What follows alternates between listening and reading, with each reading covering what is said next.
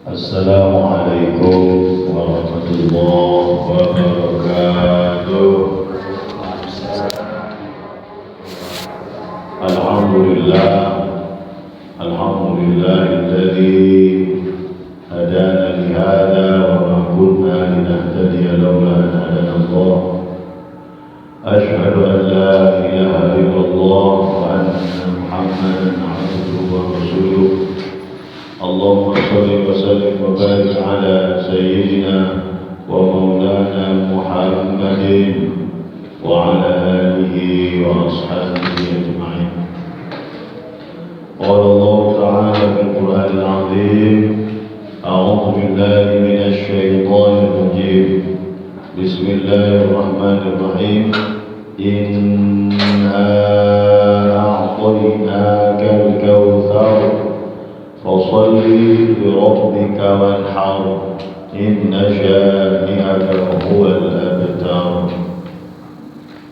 Amma ba'du. Al-Mubarrakun, para asatidz, para sesepuh, para tokoh masyarakat, Klaster Az-Zumra, khusus pengurus dan makmuman sholat syahadatain. Alhamdulillah, pada malam hari ini kita semuanya kembali diberi kesempatan, diberi kesehatan, diberi kemauan untuk melaksanakan ibadah talabul ilmi di mushola syahadatain ini. Semoga ilmu-ilmu yang kita kaji bersama menjadi ilmu yang bermanfaat, ilmu yang bisa membawa kita lebih mendekatkan diri kepada Allah Subhanahu wa ta'ala. Hadirin yang dimuliakan Allah, pada malam hari ini alhamdulillah kita telah masuk dalam kajian tafsir surah Al-Kautsar. Mati ya. Jam 8.19. Alhamdulillah sudah masuk dalam surah Al-Kautsar, yang mana biasanya surah ini disebut lebih banyak ketika bulan-bulan Idul Adha, karena dalil kewajiban atau disunahkannya berkurban dengan kalimat fasholli li rabbika wanhar. Mari kita sama-sama sebelum mengkaji surat ini kita baca bersama-sama. Semoga bacaan Al-Quran yang kita baca ini menjadi keberkahan buat kita semuanya. Amin ya rabbal alamin. A'udzu billahi minasy syaithanir rajim. A'udzu billahi minasy syaithanir rajim. Bismillahirrahmanirrahim.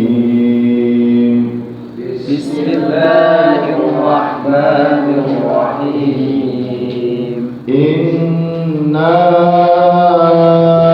a'tainakal kautsar. Inna a'tainakal kautsar. Fasholli li rabbika wanhar. Fasholli li rabbika wanhar. Inna syani'aka huwal abtar. Inna syani'aka huwal abtar. Shadaqallahul azim wa shadaqa rasulul karim wa nahnu ala dzalika minasyahidin wasyakirin. Hadirin yang dimuliakan Allah, sebelum kita mengkaji makna dari surah ini, marilah kita bersama-sama untuk mengkaji tajwidnya dulu, karena ada beberapa dari kaum muslim yang kurang sempurna membaca surat ini, terutama di kalimat pertama, yaitu kalimat inna. Inna ini adalah nun yang ditasydidin, artinya ini adalah hukum tajwidnya hunna. Hunna adalah hukum tajwid yang kadang-kadang sering dibaca kurang dengung. Oleh karena itu saya ingin sampaikan bahwasanya gunnah itu dengungnya melebihi mad tabi'i. Artinya kalau mad tabi'i itu 2 harokat. Contohnya inna syani'aka, syani'aka itu sya itu mad tabi'i. Syani'aka 2 kali ketukan. Sedangkan kalau gunnah itu harus lebih, jadinya harus 3 kali ketukan. Jadi harus 3 kali ketukan. Jadi bacanya inna, inna.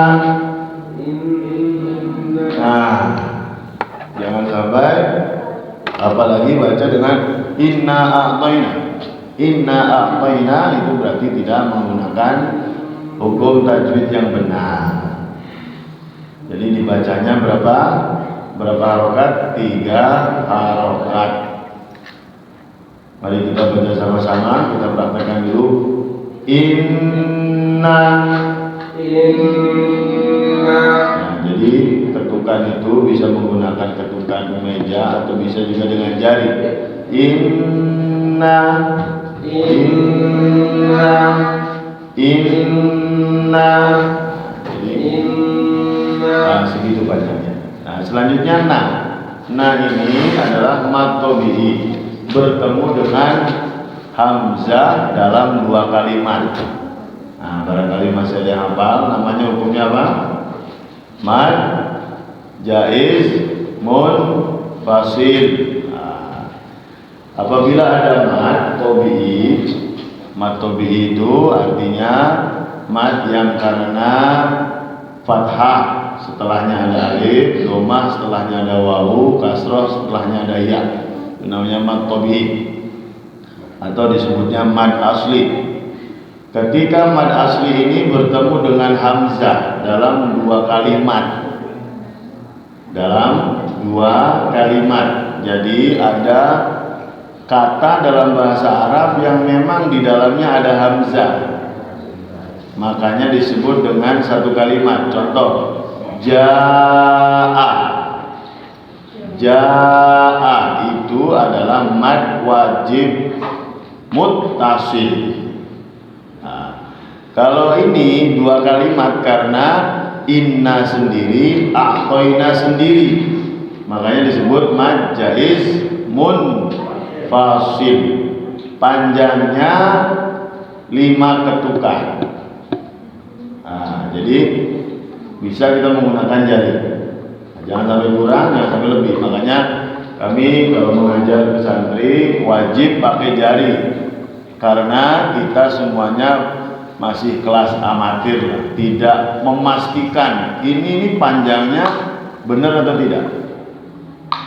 Karena kita kadang-kadang panjang berapa harokat tidak tahu, makanya biar tahu harus pakai jari.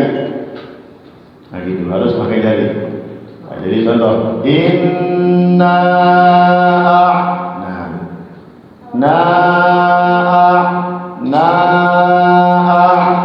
nah itu udah jelas dia 5 kali ketukan karena pakai jari itu 2, 3, 4, 5. Ya, mari sama-sama. Inna segitu. A'tainakal kautsar. Yang pertama yang perlu diperhatikan adalah ya. Itu hamzah ketemu ain, biasanya rada sulit kalau belum terbiasa. Jadi biasanya ada yang baca inna a'toina.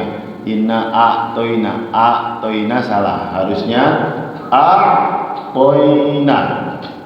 Inna a'toina kal kautsar. Yang selanjutnya yang sering perlu diperbaiki adalah kalimat terakhir. Hadirin, kalau ada roh, ya kalau ada roh, sebelumnya itu ada fathah. Roh itu sukun, maka roh itu harus dibaca tebal.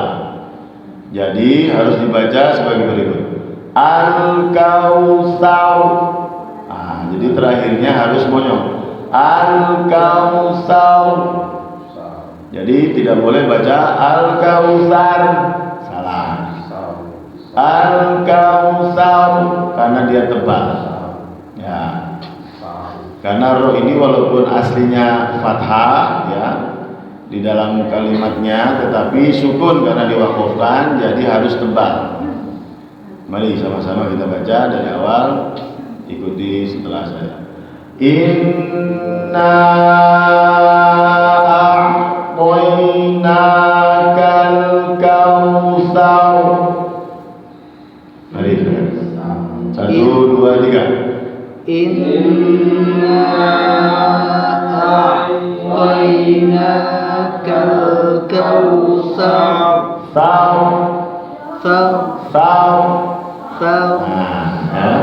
Itu namanya ro kaf khim. Nah, barangkali lupa dulu belajar di madrasah, namanya ro kaf khim, namanya ro tebel. Tapi kalau ro tipis itu tinggal bacanya harus tipis. Kathir harus nyengir. Kathir, nggak boleh kafir atau kafir. Kafir. Nah itu kalau kasroh ya. Tapi kalau fathah atau doma itu adalah tebal. Jadi Al-Kautsar termasuk yang ayat yang kedua. Fasholli li rabbika wanhar. Sama-sama. Fasholli li rabbika wanhar. Inna syani'aka huwal abtar. Nah, ya, ke depan mari kita perbaiki sama-sama. Jadi bukan lagi inna a'tainakal kautsar, tapi al kautsar. Fasholli li rabbika wanhar. Inna syani'aka huwal abtar. Nah, seperti itu. Ya, tapi bukan juga wanhau ada rohnya. Wanhau abtau ada rohnya, tetap ada getarannya. Ya. Cukup insyaallah untuk tajwidnya. Selanjutnya mari kita sama-sama mencoba menggali makna dari surah Al-Kautsar. Bismillahirrahmanirrahim. Inna a'tainakal kautsar. Inna artinya sesungguhnya kami, a'tainaka telah memberimu, al-kautsar. Al-kautsar nanti kami jelaskan. Fasholli maka salatlah, li rabbika kepada Tuhanmu, wanhar dan berkorbanlah. Inna syani'aka sesungguhnya orang-orang yang mencacimu, huwal abtar merekalah yang terputus. Inna ini adalah makna yang ingin menunjukkan kepada kita sesungguhnya kami. Apa yang kami lakukan? A'tainaka memberimu. Apa yang kami beri? Al-Kautsar. Di dalam tafsir Imam Asy'arawi, bahasa Arabnya banyak itu kafir. Kalau lebih banyak itu aktsar. Yang belajar bahasa Arab, kafir banyak, lebih banyak aktsar. Nah kalau kautsar itu banyak sekali. Kautsar itu asal kata kafir, artinya banyak sekali. Apa yang banyak sekali? Yang kami berikan kepadamu. Apa itu? Ya nikmat. Apa itu? Ya anugerah. Apa itu? Begitu banyak kemudahan-kemudahan dalam hidup. Itu Allah ingin menekankan dalam surat ini. Yang melakukan itu bukan kamu, bukan dia, tapi inna, saya, kami yang melakukannya. Jadi Allah yang berfirman dalam surat ini, sesungguhnya kamilah yang memberikan itu semuanya. Jadi inna a'tainaka al-kautsar, kami telah memberikan kepadamu nikmat yang banyak. Kami telah memberikan kepadamu begitu banyak kemudahan. Kami yang memberikanmu harta, kami yang memberikanmu rumah, kami yang memberikanmu keturunan, kami yang memberikanmu pasangan, dan seterusnya. Nah, jadi di awal surah Al-Kautsar ini menekankan kepada kita, marilah kita bersama-sama kembali untuk betul-betul mensyukuri nikmat yang telah Allah berikan. Karena memang mungkin kita yang ikhtiar, kita yang berusaha, tapi kalau belum Allah izinkan tidak mungkin terjadi. Kita mungkin kerja, di akhir bulan kita dapat gaji, itu bukan hasil kerja keras kita. Yakini itu adalah cara orang mukmin berpikir. Kalau orang yang tidak mukmin berpikirnya itu hasil usaha saya. Tapi kalau orang mukmin harus berpikir seperti surah Al-Kautsar, itu pemberian Allah. Itu anugerah dari Allah. Anak kita, ya, anak-anak ini adalah hasil dari anugerah dari Allah. Sering ketika disampaikan masalah keturunan, contoh, kenapa atau bagaimana Allah menjadi penentu adanya anak, padahal yang berikhtiar itu adalah bapak dan ibu. Karena kalau nggak ada bapak dan ibu tidak ada anak. Nah, bagaimana konsepnya? Konsepnya jelas sekali. Banyak orang yang melakukan itu ingin mempunyai keturunan, caranya sama, ya, teorinya sama, tapi nggak jadi-jadi. Betul. Ya. Tapi nggak jadi-jadi. Tapi ada yang nggak sengaja, bukan nggak sengaja, nggak ada yang nggak sengaja. Ada yang berusaha agar tidak terjadi anak, tapi ternyata akhirnya terjadi. Ini salah satu gambaran mudah bahwasannya terjadinya manusia itu lahir karena kehendak Allah. Memang wasilahnya adalah ayah dan ibu atau suami dan istri, tapi tetap anak itu adalah anugerah dari Allah. Atau gambarannya seperti ini. Kalau misalnya kita dalam sebuah pabrik kemudian menghasilkan sebuah produk. Nah, ternyata pabrik itu mesinnya itu adalah ciptaan seseorang namanya A. Nah, ketika nanti ditanya ke pegawainya namanya B. Ketika nanti ditanya ini hasil karya A atau hasil karya B, yang mengerjakannya B, tapi yang membuat mesinnya A. Nah, kita secara logika mengembalikan karya ini itu kepada A atau kepada B? Kepada A yang membuat mesinnya atau kepada B yang menggerakkan mesinnya saja? A. Karena A yang membuat mesinnya, ya, karena A yang membuat mesinnya. B itu cuman menggerakkan, memencet tombol, thread keluar.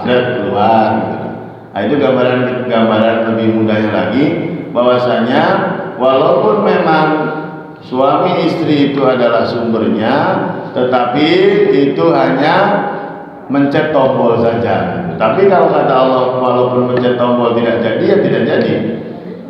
Nah, itulah bagaimana bahwasanya semuanya ini adalah dari Allah. Selanjutnya contoh dalam bidang usaha.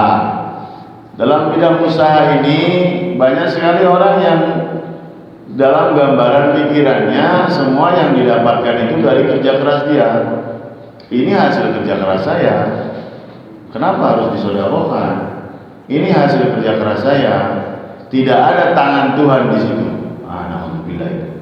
Ya, memang seakan-akan hal itu begitu tergambar buruk ya, tapi kadang-kadang banyak yang mempunyai perasaan seperti itu, bahwasanya tanah ini saya miliki semua itu adalah berkat kerja keras saya. Nah, ya. Saya mencapai jabatan ini ya karena kerja keras saya. Nah, gitu. Saya bisa jadi dosen, bisa jadi guru ya karena saya belajar. Karena saya kuliah, karena saya S2, karena saya ini dan seterusnya.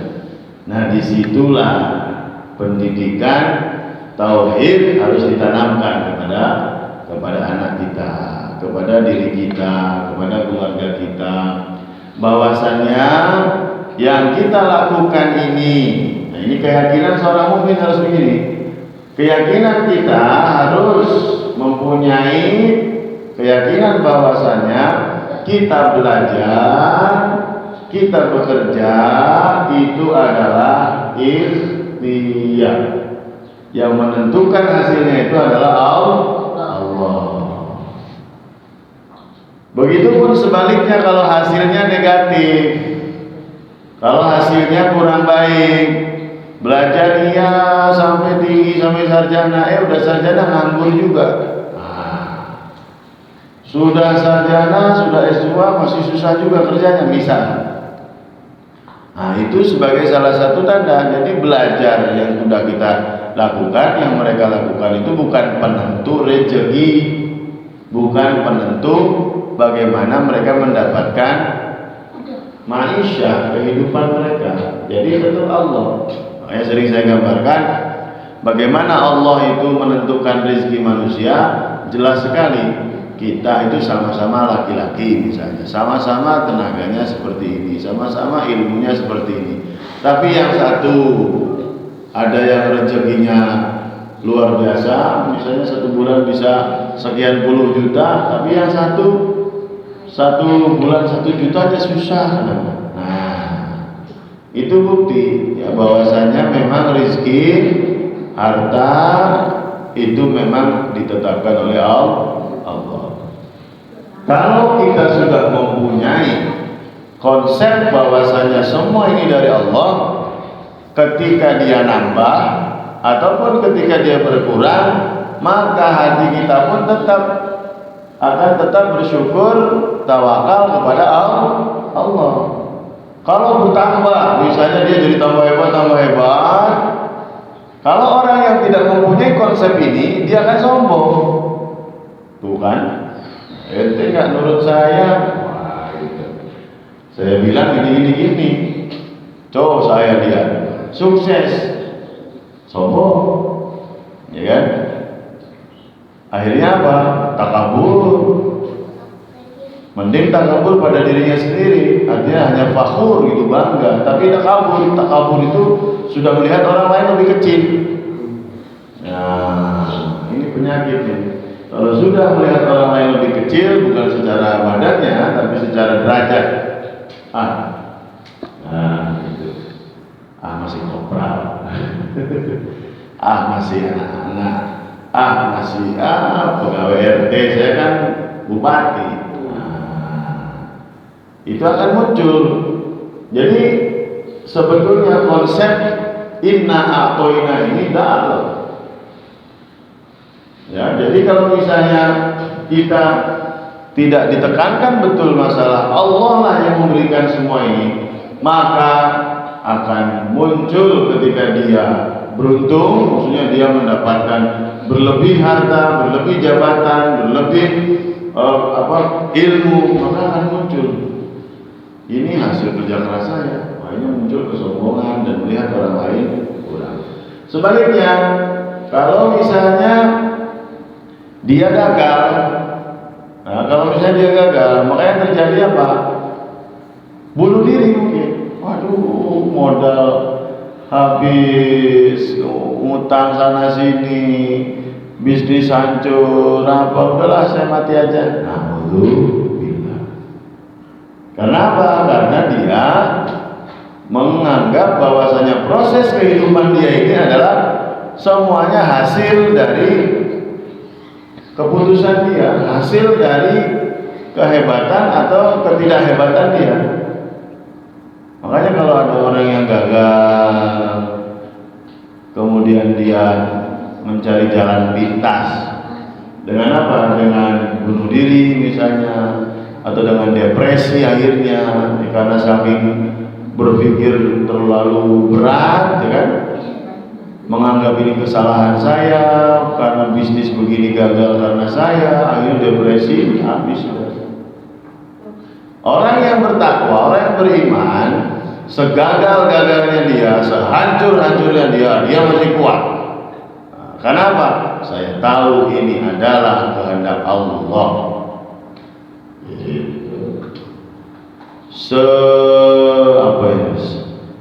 Separah-parahnya kehidupan dia. Kalau orang kan ada yang aduh nggak ada harapan lagi, bismillah kita sih. Itu kan apa? Karena dia menganggap kehidupan dia itu ada di tangan dia. Padahal kehidupan kita itu ada di tangan Allah. Makanya Maher Zain itu betul. Maher Zain dalam insya Allah ada jalannya. Ya, bagi yang memang kurang beruntung selalu diingat bahwasanya semua ini adalah dari Allah. Dan ketika ingat dalam ayat yang lain, la yukallifullahu nafsan illa wus'aha. Allah itu tidak akan menguji kecuali sesuai dengan kemampuannya. Jadi kalau ibu diuji dengan ujian yang berat, itu berarti Allah tahu ibu adalah orang yang kuat menghadapinya. Bisa jadi orang lain nggak mampu, makanya nggak diuji. Bisa jadi orang-orang itu tidak diuji dengan kesulitan-kesulitan karena mereka bukan kelasnya. Orang-orang ini yang berat-berat ini cobaannya yang kelas-kelasnya menurut Allah. Karena ingat, ya, selalu dalam konsepnya, selalu ketika semakin tempaan itu menempa kita, semakin kuat seharusnya. Semakin kuat ya, kayak tentara itu kan. Semakin berat itu semakin kuat. Ya kayak orang naik barbel, angkat barbel itu semakin berat berarti semakin kuat badan. Nah itulah. Jadi hadirin sekalian, inna a'thaina ini simple kelihatannya, tapi intinya luar biasa. Bahwasanya kami loh yang melakukan itu kami. Tapi wabil khusus di sini ingin mengingatkan kepada orang-orang yang lebih fokus kepada orang-orang yang bernasib baik dalam kehidupannya. Inna a'thaina kal-kautsar. Kami memberikanmu begitu banyak. Nah, sekarang yang begitu banyak itu apa sebetulnya? Kautsar itu apa? Perlu dikaji. Karena Allah yang bilang, Allah memberikan banyak sekali. Makanya dengan kalimat kautsar, aku telah memberimu banyak sekali nikmat. Cuma kadang-kadang kita tidak bisa menghitungnya, bahkan kita lupa itu nikmat.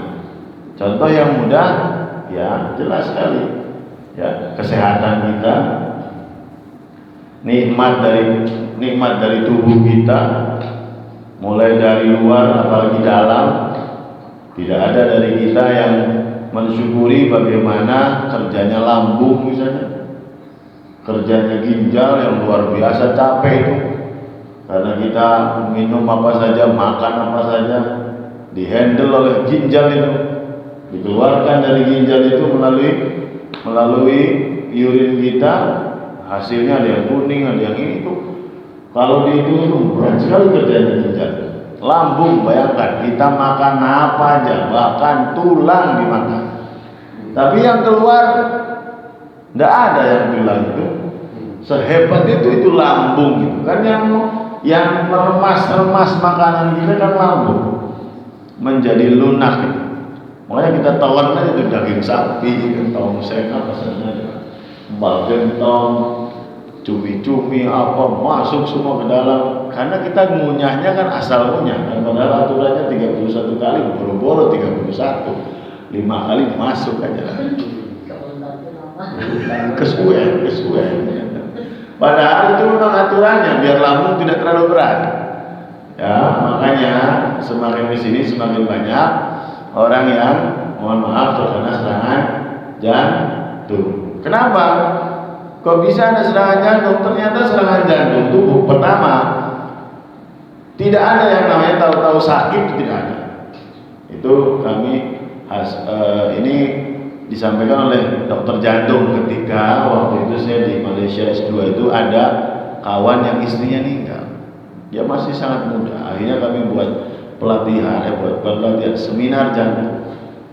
Yang pertama, menurut dokter spesialis itu tidak ada yang tahu-tahu sakit jantung, tidak ada. Sebetulnya itu adalah proses dari kehidupan dia yang panjang. Jadi sebetulnya jantung itu sudah kesakitan sejak dulu, cuma tidak dirasa. Makanya tahu-tahu akhirnya saat itulah terjadi ketika kronis-kronisnya, maka jantungnya tersumbat sehingga meninggal dunia. Kedua, lambung adalah penyebab jantung. Apa? Asam lambung. Jadi mayoritas asam lambung itu, ini yang disampaikan oleh dokter juga, yang menyebabkan itu ternyata asam lambung juga. Jadi ketika asam lambung naik sampai ke jantung, akhirnya jantung tidak bergerak dengan sesuai fungsinya dan terjadilah di situ berhenti berdetak. Jadi asam lambung. Jadi makanya jangan main-main dengan asam lambung, ya, karena asam lambung itu yang akan naik dari lambung ke jantung itu tidak jauh. Nah, itu akan mempengaruhi jantung sehingga asam lambung ini menutup ya pori-pori di area jantung dan ini tidak bergerak lagi. Naudzubillah. Ya kembali, jadi hadirin sekalian, Allah itu memberikan nikmat kita banyak atau tidak? Banyak. Banyak. Ya, maka Allah walan tuhsuha, kamu tidak bisa menghitungnya. Tapi Allah yang menekankan banyak. Ya, banyak sekali. Ini baru dari jasad tubuh kita saja, ini luar biasa. Belum dari udara. Masya Allah. Untung ibu tinggal di Cirebon. Berapa minggu yang lalu saya bulan yang lalu saya ngisi di Istiqlal. Ya, kemudian bawa keluarga, ini kita naik Monas, ya, bawa anak-anak. Itu waktu itu belum ada berita di Detik di mana tuh.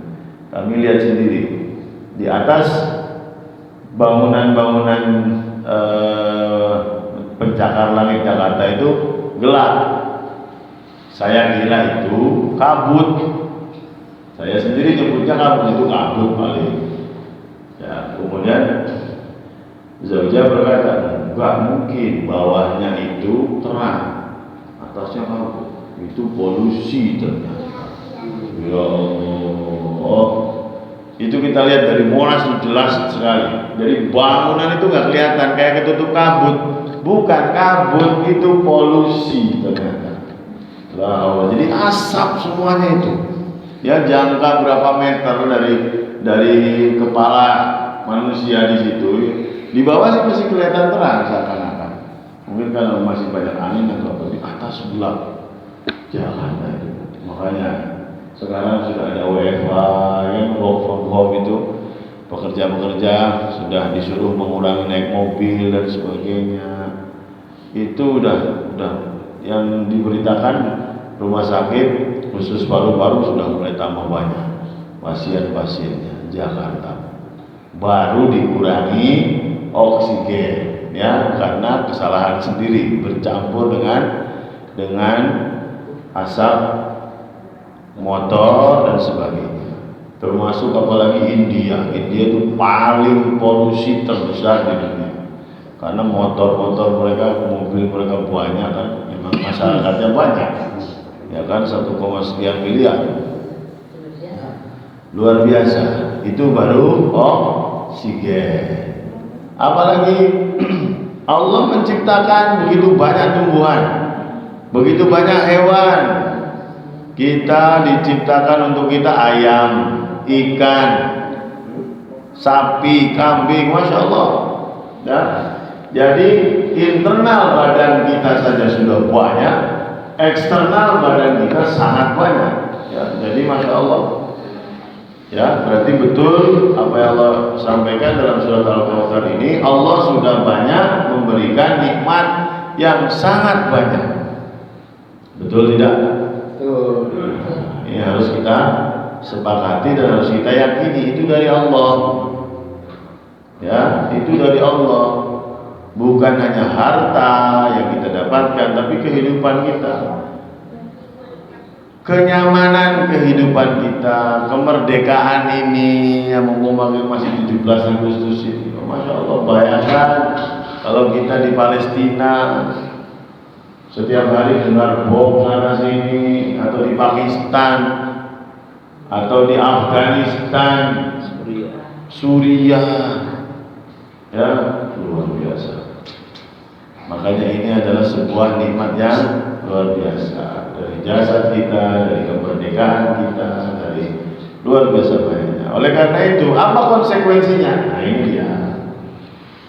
Kalau semuanya sudah merasakan konsep ini, semuanya itu dari Allah, ini dari Allah, saya duduk di sini karena Allah, kemudian saya kerja di sana karena Allah, dan seterusnya. Maka apa? Konsekuensi yang fasolli li rabbika wanhar. Maka Allah itu tidak minta banyak. Nah ini dia, masya Allah. Allah tidak minta bayar mata kita ini karena sudah bergerak sekian triliun kali. Ayo ngedip berapa kali coba sehari? Coba kalau nggak bisa ngedip, bayangkan. Apakah kita pernah ngeremot itu kita setting 1 menit berapa kali? Nggak ada itu. Allah jelas. Minta nggak Allah, kamu bayar. Kamu pernah nggak nyuruh jantung bergerak? Nggak pernah. Saya yang nyuruh, kata Allah. Saya yang ngatur. Itu baru dalam tubuh kita. Perbintangan ini, bumi, planet berputar seperti ini.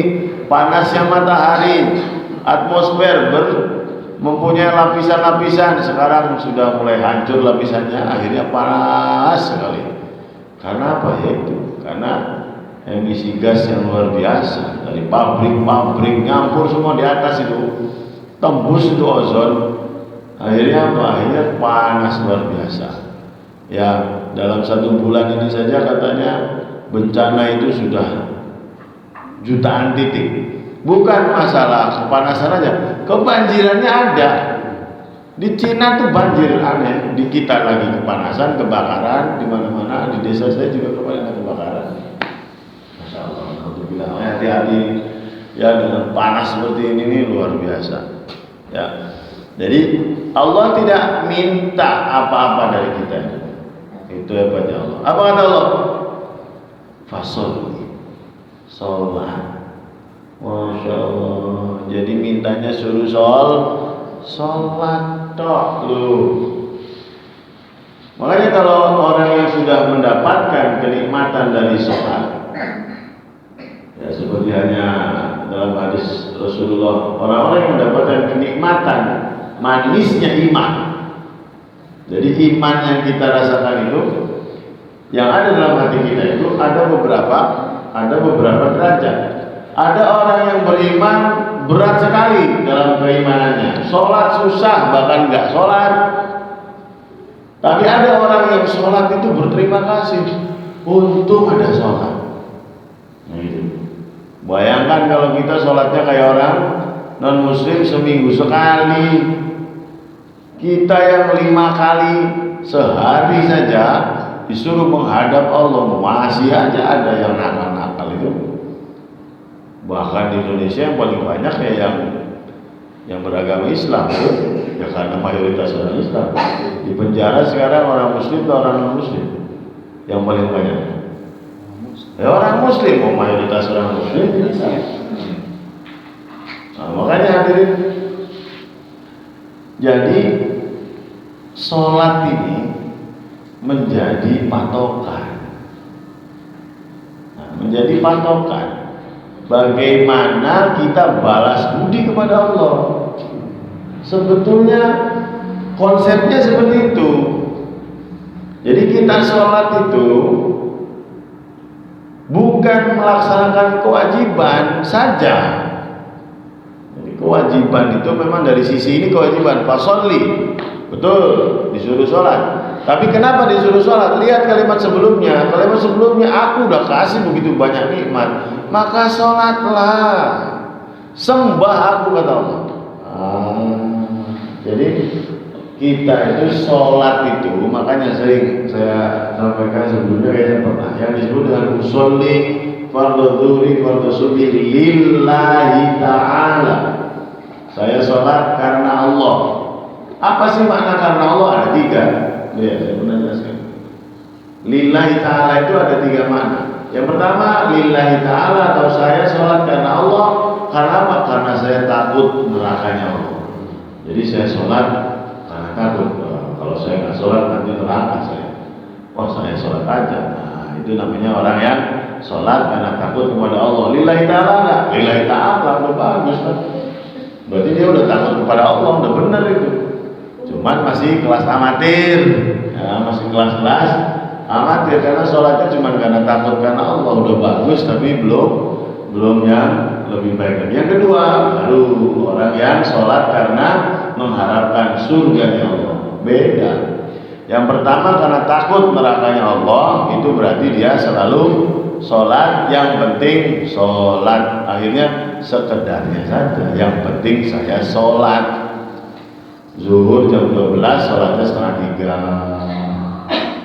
Sholatnya jam 3, itu udah dekat asar. Tenang aja, ya, yang penting sholat. Yang penting tidak ditulis dosa.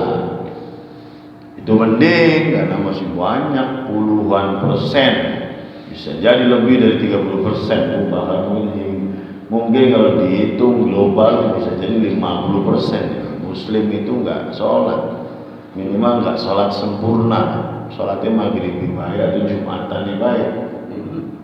Banyak pekerja, karyawan, susah. Ya, kalau tukang, supir, apalagi ya, Ramadan hari kedua, hari ketiga aja puasa susah. Apalagi sholat, puasanya susah. Apalagi sholat.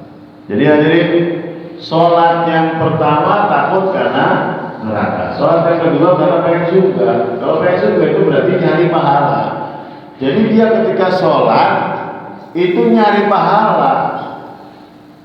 Beda dengan orang yang sekedar sholat ya sudah, yang penting jenglit, assalamualaikum, sholat udah beres, laporan Allah selesai.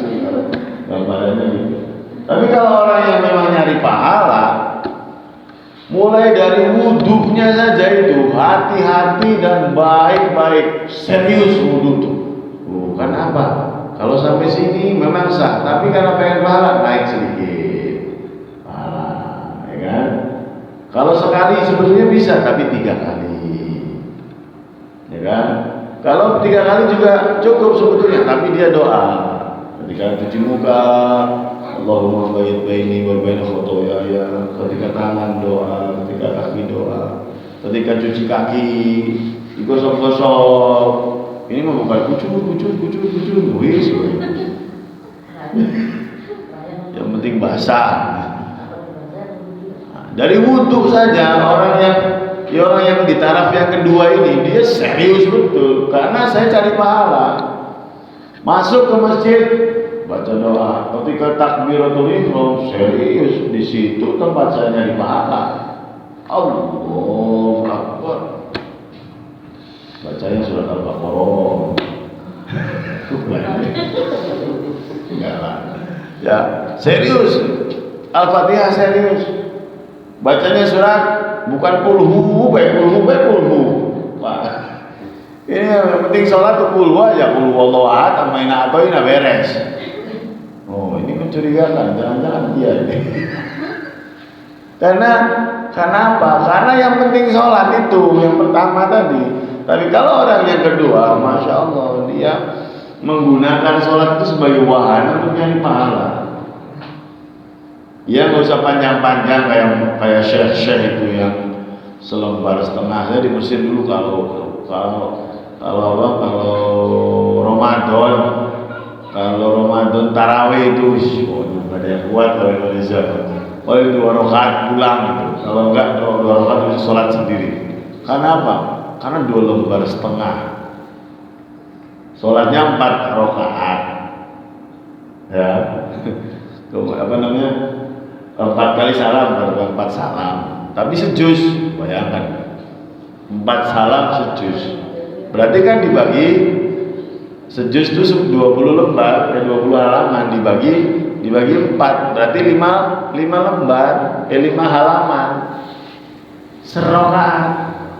Itu sesalam. Semua. Jangan dibayangkan. Kita jangan deg. Tapi karena khusyuknya mereka, bacaannya juga indah, ya kan? Luar biasa, nangis. Sekarang hari ini Allah hebat orang Mesir. Nangis-nangisnya itu kalau udah Ramadan. Nah, jadi mereka itu mencari pahala ketika sholat. Rukunya itu subhana rabbiyal azim wa bihamdi subhana rabbiyal azim. Kalau bisa 7, kalau nggak bisa 3 ya yang khusyuk. Ini subhanallah, Allahu akbar. Itu berarti yang pertama masih mending. Tapi yang kedua, ayo. Yang ketiga, nah ini yang ketiga. Yang ketiga ini yang ingin diharapkan Allah, melebihi itu semuanya. Apa melebihi itu semuanya? Bukan nyari pahala, bukan karena takut dosa, tapi karena apa? Karena bersyukur, malu kepada Allah. Kalau sholatnya asal-asalan, jadi kelasnya sudah malu. Kelasnya bersyukur, tapi akan malu kalau tidak melakukan itu tuh malu lah kalau sholatnya ceburi-ceburikan. Nah, jadi inilah yang disebut dengan cinta kepada Allah. Ya, karena seperti kita kepada orang tua, ya orang tua itu kita cintai karena kita tahu mereka memberikan jasa yang banyak kepada kita. Akhirnya kita cintai orang tua yang nakal, yang galak, yang nggak pernah biayain kita kan kita tidak cintai kan? Ya, karena memberikan jasa. Allah apalagi gitu. Makanya orang yang sudah berhubungan dengan Allah yang luar biasa, dia tuh melihat menjadikan sholat itu ya memang sebagai ajang bersyukur. Ya, nggak bisa ngasih uang, nggak bisa ngasih apa-apa, nikmat begitu besar ini nggak bisa diapa-apain ya dengan sedekah dan sebagainya. Tapi Allah mintanya sholat, ya udah sholat itu diseriusin. Nah ini bukti bahwasanya Allah nggak minta apa-apa. Yang pertama diminta sholat. Makanya hadirin, selanjutnya fasolli itu artinya sholat. Tapi secara kata Allah pertamanya bilang, saya sudah ngasih nikmat yang banyak, maka sholatlah. Disebutnya oleh Imam Syarawi di sini jelas. Maksudnya apa?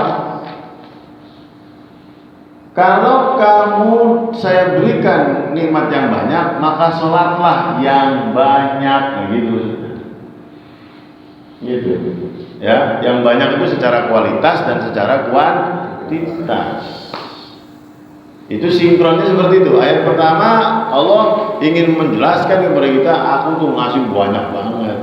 Fasolli, maka sholatlah yang banyak, bukan yang 5 itu aja. Dari dulu 5 apa ya? Berapa kali sholatnya Bu? Sehari. Dari dulu SMP 5. Sekarang udah 50-40 tahun 5 apa boleh nambah-nambah. Gaji mah dari dulu sampai sekarang setiap tahun terus nambah. Investasi harus nambah, tabungan harus nambah, anak nambah, tapi sholatnya 5 baik. Nah, memang Pak Haji emang ada tambahannya banyak. Yang sunnah-sunnah itu dikerjakan. Ya. Jadi banyak orang yang sudah mewajibkan dirinya sholat duha. Ibu-ibu, bapak-bapak ini harus. Ya, jamaah syahadatain harus. Karena yaitu salah satu dari implementasi fasolli tadi. Orang yang bertakwa tahu nikmat banyak ya sholli yang banyak. Walaupun Allah pun tidak nyuruh sholat, baik Allah tahu. Wa idza faragta fansor. Kalau kamu sudah selesai sholatnya kerja, disuruh kerja. Bukan disuruh diam mager. suruh kerja. Kalau ibu rumah tangga bukan berarti harus mau kerja. Kalau memang sudah tugasnya untuk di rumah, kerja, bergerak untuk menyiapkan anak menjadi generasi yang terbaik.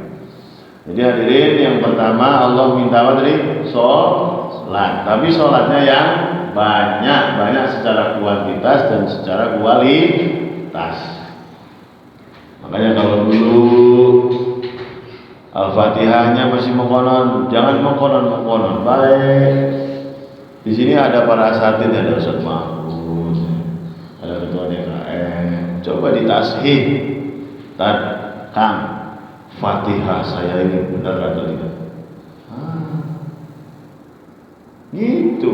Karena santri dulu belajar Fatihah sampai setahun, karena persiapan untuk sholat.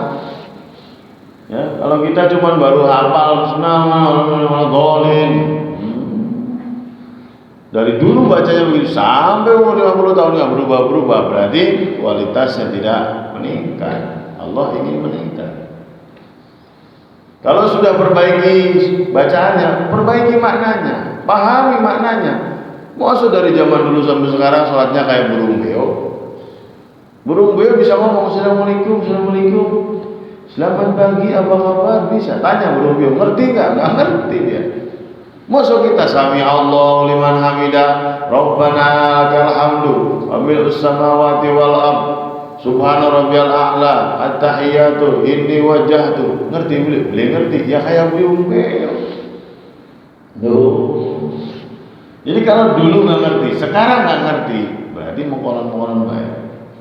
Nah, ini inna atau ini luar biasa, luar biasa sekali. Disuruh kita sholat yang banyak, maksudnya sholat yang banyak secara kualitas dan kuantitas.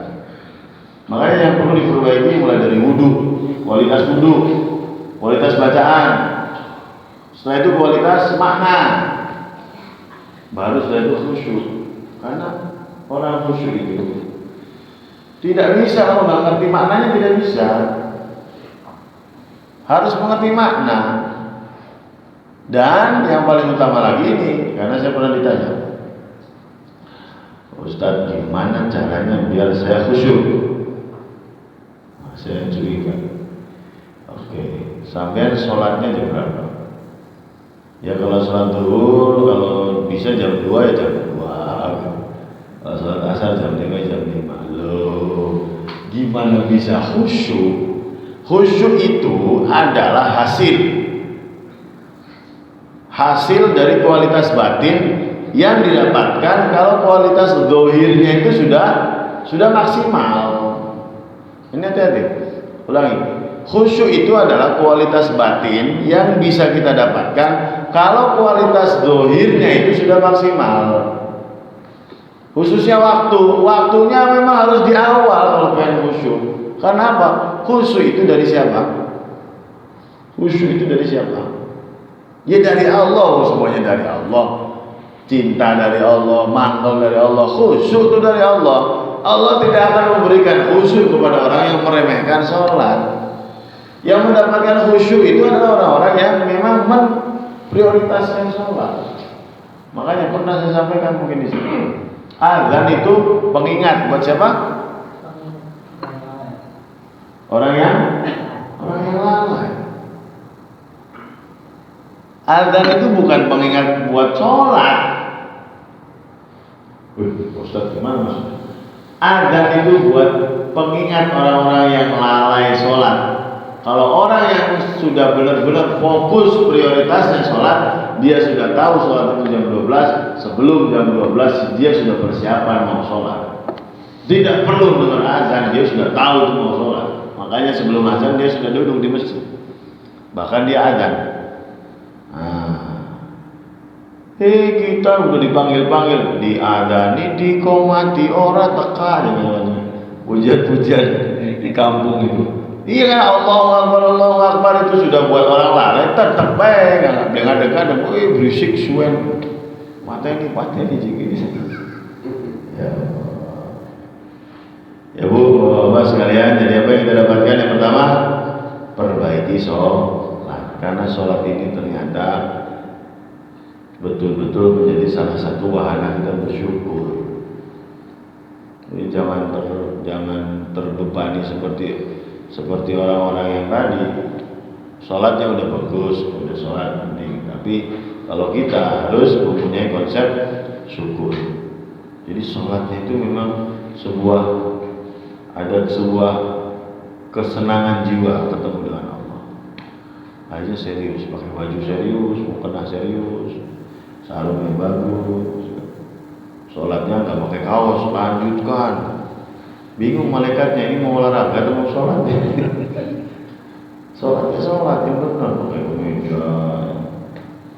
Ya. Fasholli li rabbika wanhar. Apa wanhar? Berkurbanlah. Ini dia. Tapi lagi di saya nggak habis. Jam berapa? 9.12. Oh, udah sejam pas. Alhamdulillah. Secara gambaran nanti ayat ketiga bisa dilanjut minggu depan. Tapi yang wanhar ini boleh saya sampaikan sebentar. Wanhar itu artinya berkurban secara zahir, yaitu apa? Nyembelih. Kurban itu maknanya panjang. Ya, maknanya panjang. Apa khususnya? Maknanya apa? Berkorban. Untuk apa? Untuk berkorban, untuk mengorbankan hawa nafsu, mengorbankan emosi, mengorbankan waktu. Jadi kita kadang-kadang eman wirid rada lama dikit, baca Quran rada lama dikit, 5 menit kayak lama banget. Padahal nonton WA, nonton film sejam enggak pernah ngomong lama. Tapi kalau baca Quran 5 menit itu ngantuk mandi. Ya, maka disebut wanhar, korbankan untuk Allah. Ya, maksudnya untuk Allah. Jadi hadirin, mari kita sama-sama menekankan betul yang pertama apa? Yakini betul ini adalah dari Allah. Apapun itu semuanya dari Allah. Ya, semua ini adalah dari Allah, kehendak Allah. Saya sampai ke sini kehendak Allah. Bapak-bapak, ibu-ibu kumpul di sini kehendak Allah. Kalau bukan kehendak Allah tidak mungkin kejadian. Kemudian setelah itu semuanya ini dari Allah. Ini apa? Kita syukuri semuanya dengan sholat. Oleh karena itu sholat ini adalah salah satu wahana bersyukur kita, maka perbaiki kualitasnya, perbaiki kuantitasnya. Bagi yang masih jarang sholat duha, harus sholat duha. Bagi yang jarang sholat tahajud, harus sholat tahajud. Sholat tahajud itu bagaimana? Kalau Ustaz, saya udah jam 12 malam, tapi saya belum tidur. Katanya sholat tahajud harus tidur dulu. Afdolnya tidur dulu, biar dia sholat tahajudnya kuat. Tapi kalau tidak tidur dulu kemudian sholat tahajud, ya nggak apa-apa. Soalnya kalau tidur dulu udah bablas sampai jam 6 mandi, bablas sampai subuh lagi. Sampai jam 2 kerja, sampai jam 12 kerja, sholat tahajud. Jadi bukannya harus tidur dulu. Memang afdol yang tidur dulu biar sholat tahajudnya seger gitu. Tapi kalau sudah terlanjur masuk jam 1 malam, jam 2 malam, ya udah sholat tahajud. Pak Ustaz nggak khusyuk sholat tahajudnya, sholat tetap. Karena yang namanya khusyuk dan ini Ustaz, kalau sholat tahajudnya sambil selingan iklan setelah main bola, ya nggak apa-apa. Yang penting sholat tahajud, nambah waktu sholatnya. Terima kasih atas perhatiannya. Wallahu muwaffiq ila aqwamit thoriq. Mari kita sama-sama berdoa. Allahumma shalli ala sayyidina habibina syafiina kamil ila Muhammad. Sallallahu alaihi wa sallam ala rasulillah ajma'in. Amin. Allahumma ja'alna wa huwa yukafi mazid ya rabbana lakal hamdu kama jalali wajhika karim wa azim sultanik. اللهم اغفر لنا ذنوبنا اللهم اغفر لنا ذنوبنا ولوالدينا وارحمهم وما ربنا صغارا سهل امورنا يا الله سهل امورنا يا الله طهر قلوبنا يا الله قوي ايماننا يا الله واختمنا بحسن الخواتمه يا الله ربنا اتنا في الدنيا حسنه وفي الاخره حسنه وقنا عذاب النار سبحان ربك رب العزه عما يصفون وسلام على المرسلين والحمد لله رب العالمين.